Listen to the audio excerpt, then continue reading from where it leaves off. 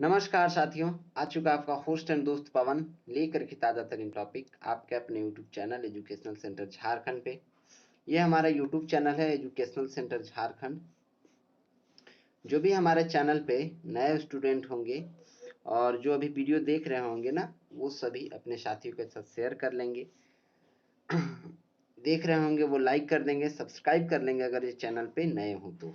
ठीक है साथियों, चलिए आज का क्लास जैसे कि मैंने कल कमिटमेंट किया था, परसों कमिटमेंट किया था शनिवार को, कि क्लास 7 का भी क्लास होगा। इसके बाद क्लास 8 का क्लास होगा ना।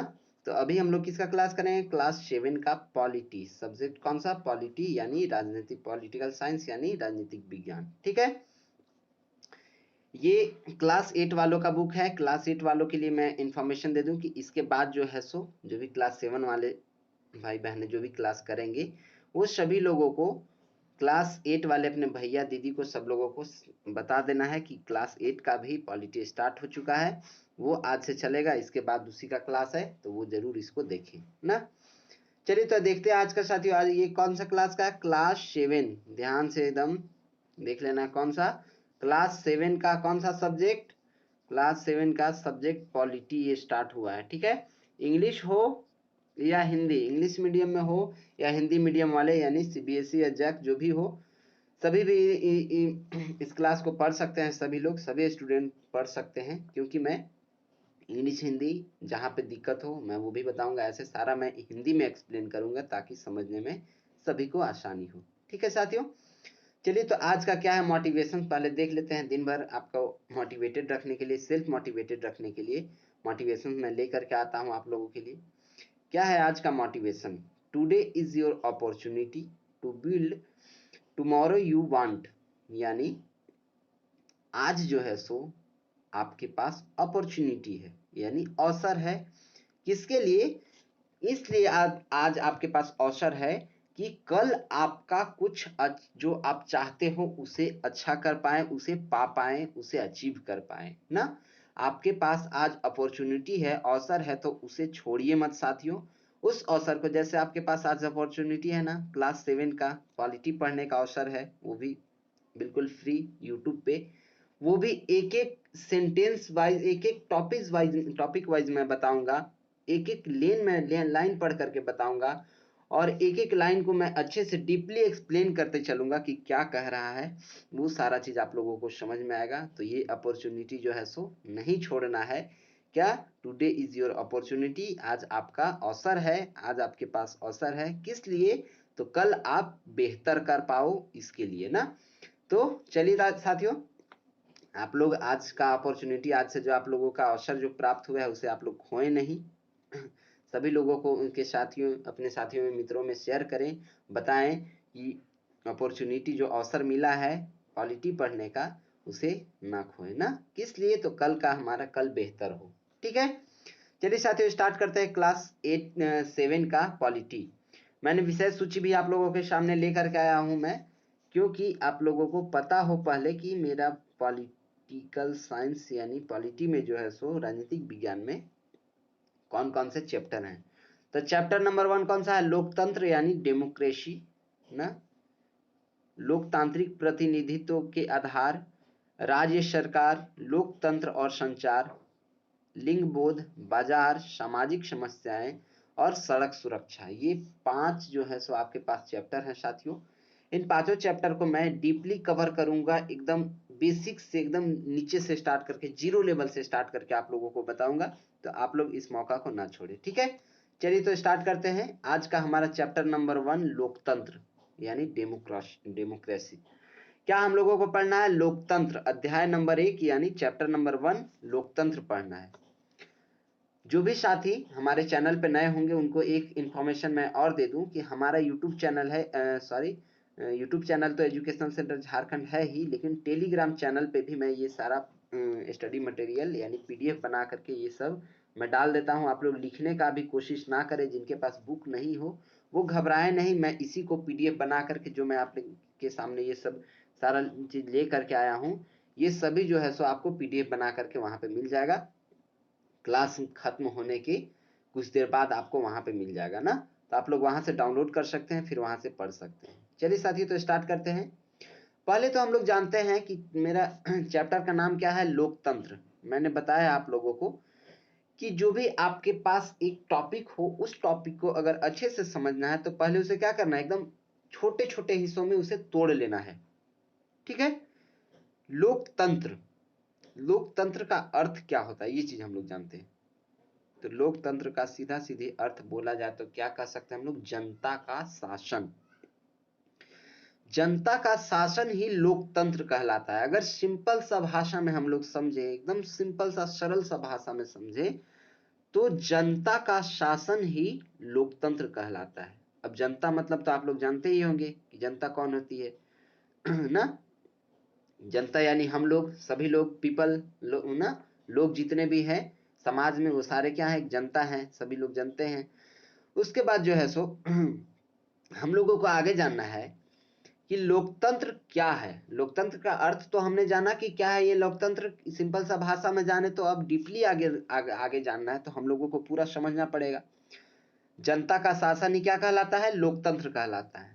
लेकिन यह शासन की एक ऐसी व्यवस्था है जिसमें आप लोगों की सहमति की आवश्यकता होती है। लोकतंत्र जो है साथियों, एक ऐसी शासन व्यवस्था है, एक ऐसी व्यवस्था है जिसमें लोगों की सहमति की आवश्यकता पड़ती है। यानी यूनिटी, यानी एकता में सभी लोगों की जरूरत पड़ती है। एक साथ मतलब लोगों का जरूरत पड़ता है। जितना ज्यादा सहमति रहेगा वो एक तरह से लोकतंत्र कहलाएगा ना। यहाँ निर्णय जनता की सहमति के, उनके हित में लिए जाते हैं लोकतंत्र में जो है साथियों। सो जनता के हित में ही वहां पे निर्णय लिया जाता है कि जनता के साथ यानी पीपल के साथ कोई भी गड़बड़ी ना हो, किसी भी तरह का उनका हक ना छीना जाए, इस तरह का। इसलिए उन लोगों के ही हित में जो है सो हमेशा निर्णय लिया जाता है। इस व्यवस्था में जनता की भागीदारी प्रत्यक्ष या अप्रत्यक्ष हो सकती है। अब आपके मन में एक क्वेश्चन आएगा, सर ये प्रत्यक्ष क्या है, अप्रत्यक्ष क्या है। तो प्रत्यक्ष को पहले मैं ये बता दूं कि इंग्लिश में क्या बोला जाता है, डायरेक्ट। अप्रत्यक्ष को बोला जाता है इनडायरेक्ट।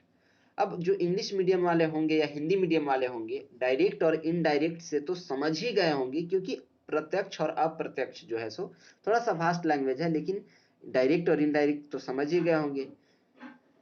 तो प्रत्यक्ष जैसे मान लेते हैं कि शुद्ध लोकतंत्र होता है, सहभागी लोकतंत्र जो होता है उसे प्रत्यक्ष लोकतंत्र कहा जा सकता है ना।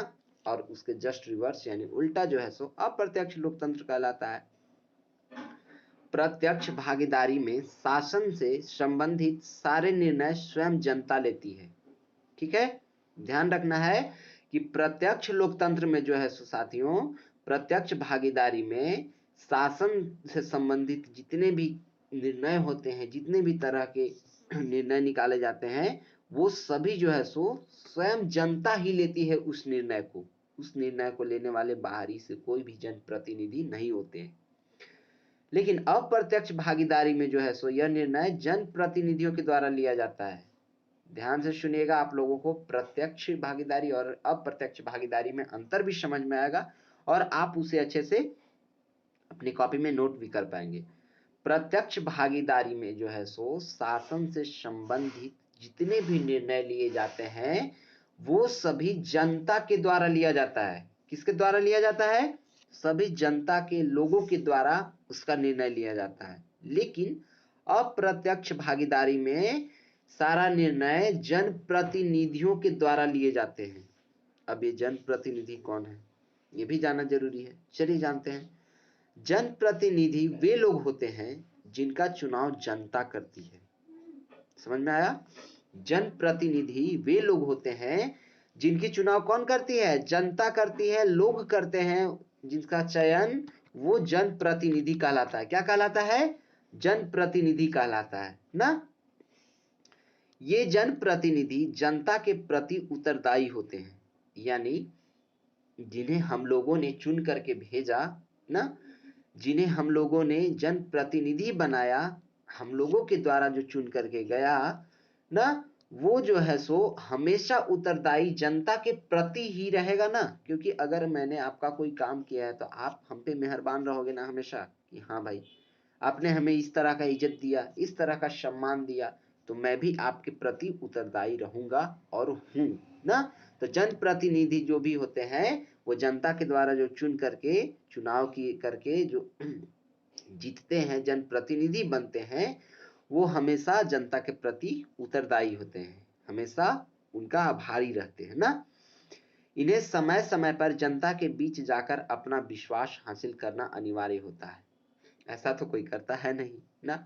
मैं बता दूं आप लोगों को कि हमारे भारत देश में वोट लेते समय कोई भी प्रतिनिधि आता है जनता के पास, तो पहले क्या करेगा? प्रणाम करेगा। प्रणाम करके, सर झुका करके, जिसको पैर नहीं पड़ना चाहिए उसे भी पढ़ते हैं वो लोग। और जब वो एक जनप्रतिनिधि, जब वो एक जनता के द्वारा जब इलेक्शन में जब चुने जाते हैं, जब उनका चुनाव हो जाता है, जब वो चुनाव जीत जाते हैं, तो क्या करेंगे? बस थम्स दिखा देंगे, यानी आप जो हो सो मेरे सामने कुछ नहीं हो ना। तो वो जो है सो उन लोगों को, इसमें एक लैंग्वेज में इस तरह से ऐसा लिखा हुआ है साथियों, आप लोगों ने वाकिफ से तो आप लोगों को सब पता ही है कि रियलिटी में क्या होता है, लेकिन आप लोगों को जो सिलेबस में पढ़ना है वो तो मैं बताऊंगा ही, लेकिन रियलिटी में मैं बताऊंगा कि होता क्या है ना, वो भी जानना बहुत जरूरी है। तो जनता के बीच जो है सो जनप्रतिनिधि लोगों को समय समय पर जा करके अपना विश्वास जीतना रहता है। विश्वास किस तरह से वो जीत सकते हैं? तो विश्वास वो इस तरह से जीतेंगे, जैसे गांव में गए, चार जो है सो सोलर वाला जो लाइट लगता था वो लगवा दिए, नली बनवा दिए, रोड बनवाने के लिए कुछ पास करवा दिए, रोड पास करवा दिए, इस तरह का जो है काम, और उसी के लिए हमने वहां पे उनको भेजा है। अगर वो ऐसा काम नहीं करेंगे, वो जनता का विकास नहीं करवाएंगे, जनता का विकास नहीं होगा, तो फिर वो जनप्रतिनिधि बन के वो एक नेता बन करके वहां क्यों गए हैं ना। उनको ये काम करना ही पड़ेगा, इसलिए वो जो है सो जनता के प्रति हमेशा उत्तरदायी होते हैं। ठीक है। आज विश्व के अधिकांश देशों में लोकतंत्र ही शासन की सर्वस्वीकृति प्रणाली है। हमारे विश्व में जो है सो, पूरे वर्ल्ड में लोकतंत्र जो है सो शासन का सर्वस्वीकृत प्रणाली है, यानी सबसे ज्यादा जो है सो लोकतंत्र को ही वहां पे ये दिया गया है। एक चीज मैं आप लोगों को तथ्यात्मक जानकारी दे दूं कि प्रत्यक्ष जो है, प्रत्यक्ष लोकतंत्र ना, प्रत्यक्ष लोकतंत्र जो है सो स्विट्जरलैंड में देखने को मिलता है, जहां पे जनता खुद अपना निर्णय करती है। शासन से संबंधित जितने भी निर्णय होते हैं वो सभी जनता खुद करती है। कहां पे? तो स्विट्जरलैंड में ना। स्विट्जरलैंड में क्या है? प्रत्यक्ष लोकतंत्र प्रचलित है। ये चीज आप लोग एक शॉर्ट नोट्स टाइप का बना करके, जो जो मैं इंपॉर्टेंट पॉइंट बोलते जा रहा हूं आप लोग नोट करते चलिएगा। ठीक है। ये भी एक इंपॉर्टेंट पॉइंट था कि स्विट्जरलैंड में जो है सो वहां पे प्रत्यक्ष लोकतंत्र अपनाया जाता है, प्रत्यक्ष लोकतंत्र वहां पे प्रसिद्ध है। ठीक है। अब हम लोग जानते हैं क्या साथियों, आइए, कि लोकतंत्र का विकास कैसे हुआ। हमने तो जाना कि लोकतंत्र क्या है, लोकतंत्र में किस तरह के शासन, किस तरह से प्रत्यक्ष अप्रत्यक्ष किस तरह के शासन किए जाते, लोकतंत्र क्या है, ये सारा चीज देख लिया। लेकिन लोकतंत्र का विकास कैसे हुआ, पूरे अच्छे तरीका से हम लोग डीपली जानेंगे ना, पूरी गहराई से इसको। तो लोकतंत्र का विकास एवं इसकी लोकप्रियता, क्या हम लोग जानेंगे? लोकतंत्र का विकास एवं इसकी लोकप्रियता, ये लोकप्रिय कैसे हुआ ना, लोगों में कैसे ये छा गया, लोगों में लोकतंत्र जो है सो किस तरह से छा गया है। चलिए तो बताते हैं, हम लोग जानते हैं। प्राचीन काल से ही भारत जो है ना, प्राचीन काल से ही भारत एवं ग्रीस, ग्रीस किसको कहा जाता था? रोम को ना। रोम एक देश है, ग्रीस में वहां पे अभी क्या है, लोकतंत्र का उदाहरण मिलते हैं। कहां कहां से लोकतंत्र का उदाहरण मिलता है, आप लोग ध्यान से नोट करते चलिएगा। प्राचीन काल में, यानी बहुत साल पहले से ही, पुराने साल से, पिछले साल, मतलब बहुत पीछे से ही, प्राचीन काल से ही भारत और रोम, ग्रीस में लोकतंत्र का उदाहरण मिलता है।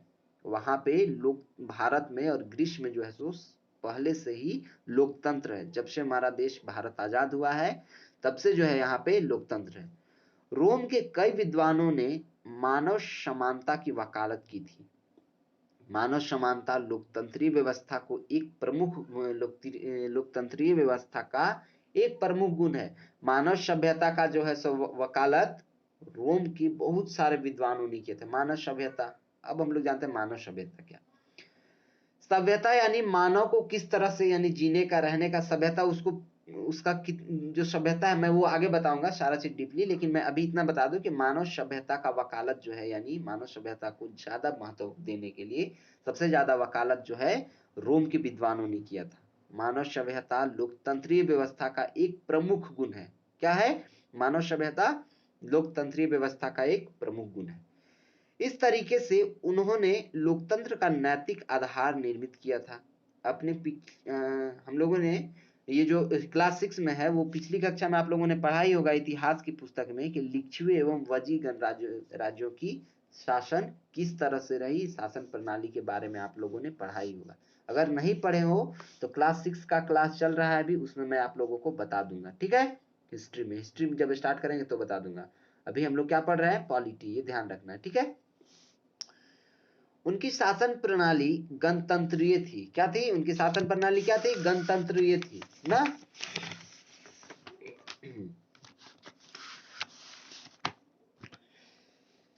लेकिन अधिकांश राज्यों में राजतंत्र ही था।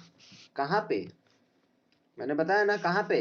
लिच्छवी और एवं वज्जी गणराज्य में। कहां पे? लिच्छवी एवं वज्जी गणराज्य का शासन जो है सो हम लोग प्रणाली के बारे में पढ़ा था। वहां पे क्या था? उस शासन प्रणाली का प्रणाली क्या थी? गणतंत्रीय थी। लेकिन अधिकांश राज्यों में, मतलब ज्यादा राज्यों में जो है सो वहां राजतंत्र चलता था। अब आप लोगों को समझ में एक चीज आना चाहिए कि गणतंत्र और राजतंत्र में अंतर क्या होता है।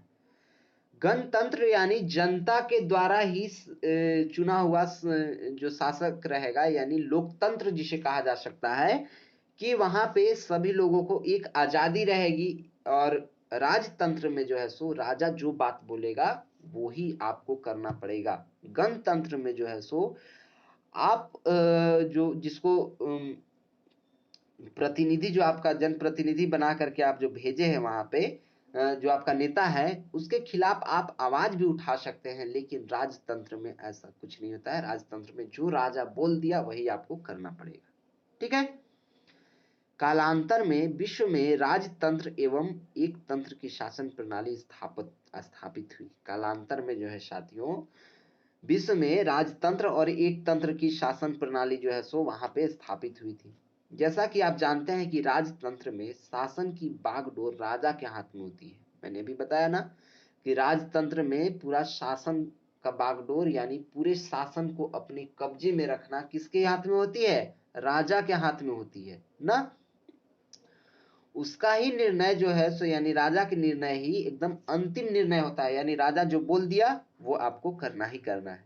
इस प्रकार की शासन प्रणाली में लोगों का कल्याण शासक के व्यवहार और योग्यता पर निर्भर करती है। इस प्रकार का जो है सो इस प्रकार का शासन प्रणाली में जो है सो लोगों का कल्याण शासक पे यानी जो राजा है उसी पे जो है सो उसका कल्याण निर्भर करता है। उसका योग्यता, उसका व्यवहार पे ही उस जनता का कल्याण निर्भर करता है ना। यानी जो जिस तरह से वो शासक अपने राज्य में शासन चलाएगा, जिस तरह से वो अनपढ़ रहे चाहे कुछ भी रहे, जिस तरह से वो रहेगा, उसकी योग्यता जो भी रहेगी, व्यवहार जिस तरह से वो करेगा वो आपको करना ही करना है। वो जो बोलेगा वो आपको करना ही है। ठीक है? उस काल में यदि राजा अच्छे रहते तो लोग खुश रहते थे। यदि राजा निर्दयी रहते तो लोगों को अनेक परेशानियों का सामना करना पड़ता था। यानी जब लिच्छवी और वज्जी गणराज्य का जब हम लोगों ने शासन प्रणाली, उसमें जो क्या था वो मैं पढ़ूंगा तो बता दूंगा, लेकिन अभी यहाँ पे मैं शॉर्ट में जो बोल रहा है वो बता देता हूँ कि उसमें क्या था साथियों कि जब राजा अगर अच्छे रहते थे ना, अच्छे स्वभाव के, अच्छे पढ़े लिखे, अच्छे योग्यता वाले रहते थे, निर्दयी नहीं होते थे, तो वो जो है सो जनता को हमेशा खुश करके रहते थे और जनता भी उनके साथ खुशी महसूस करते थे, हमेशा खुश रहते थे। लेकिन राजा अगर बुरा हो, राजा का जो है सो राजा एकदम स्ट्रिक्ट हो, शासन प्रणाली इस तरह से बना के रखा हो जो कि जनता को हमेशा प्रॉब्लम होता, तो वो हमेशा दिक्कत में ही उसकी जनता रहती थी। ठीक है? बहुत दिक्कत का, बहुत परेशानियों का सामना करना पड़ता था उन लोगों को। अतः लोगों ने इस व्यवस्था का विरोध करना प्रारंभ किया। उसके बाद क्या है, अगर इस तरह का दिक्कत उन लोगों को झेलना पड़ा तो उन लोगों ने क्या किया, विरोध करना शुरू कर दिया कि हम इस तरह का दिक्कत नहीं झेलेंगे, इस तरह का परेशानी नहीं झेलेंगे ना।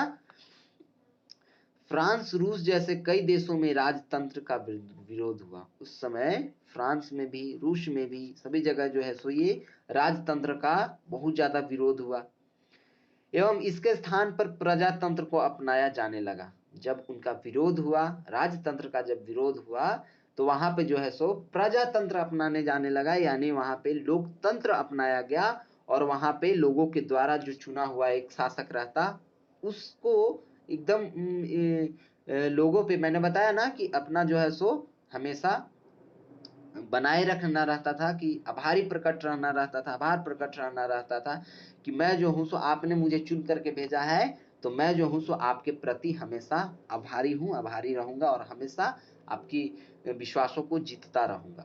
ठीक है। उसके बाद जो है साथियों, लोकतंत्र गणतंत्रीय व्यवस्था का विकसित रूप है। लोकतंत्र जो है सो गणतंत्रीय व्यवस्था का विकसित रूप है। गणतंत्र यानी कि आजादी का एकदम विकसित रूप क्या है, लोकतंत्र को कहा जा सकता है।